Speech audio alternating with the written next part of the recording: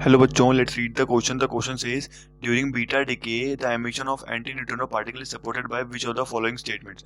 A. Angular momentum conservation holds good in any nuclear reaction.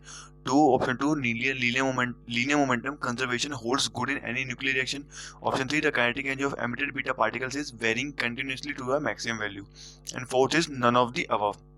तो इसमें हमें बोला है कि जो बीटा डिके होता है, बीटा डिके में जो एमिशन होता है एंटी न्यूट्रिनो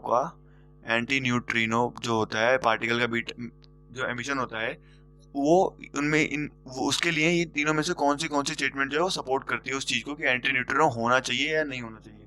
सो होने के लिए कौन सी स्टेटमेंट सपोर्ट करती है. तो फर्स्ट स्टेटमेंट हम देखें तो उसमें क्या कहता है, angular momentum conservation holds good in any nuclear reaction. तो इसका मतलब क्या है कि जो न्यूक्लियर रिएक्शन होती है उसमें क्या है, एंगुलर मोमेंटम कंजर्व होना चाहिए. एंगुलर मोमेंटम कंजर्व होता है न्यूक्लियर रिएक्शंस में. तो अगर हम बीटा डीके में जो देखें, बीटा डीके में अगर यहाँ से एन से मान लो पी जा रहा है प्लस ये न्यूट्रिनो आ रहा है, सो जो मतलब जो इलेक्ट्रॉन यहाँ आता है तो इलेक्ट्रॉन को इनका जो एंगुलर मोमेंटम होता है ना, इन सबका एंगुलर मोमेंटम सबका क्या होता है, स्पिन जो होता है वो स्पिन क्या होता है +1/2 होता है. +1/2 सबका स्पिन, न्यूट्रॉन प्रोटॉन इलेक्ट्रॉन का स्पिन क्या होता है 1/2 होता है. पर न्यूक्लियर अब हमें क्या है, एंगुलर मोमेंटम कंजर्व करना है. अगर सबकी स्पिन 1/2 है तो किसी की स्पिन सबकी स्पिन पॉजिटिव में है तो किसी ना किसी स्पिन तो नेगेटिव में होनी चाहिए. तो नेगेटिव स्पिन को लाने के लिए क्या एंटी न्यूट्रिनो होगा तो ही तो वहाँ नेगेटिव स्पिन आएगी. तो तीनों का है स्पिन जो है +1/2 है तो पॉजिटिव में है तो एंटी न्यूट्रिनो होगा तो उसकी क्या स्पिन क्या आ जाएगी, नेगेटिव में आ जाएगी. तो फर्स्ट स्टेटमेंट तो है जो सपोर्ट करता है बीटा डीके में एंटी न्यूट्रिनो को. सेकंड में क्या है, linear momentum conservation holds good in any nuclear reaction. ये भी सही बात है कि लीनियर मोमेंटम अगर कंजर्व होगा, जो लीनियर मोमेंटम है इस तरफ जो कंजर्व होगा तो ही लीनियर मोमेंटम क्या कंजर्व करता है न्यूक्लियर रिएक्शन में.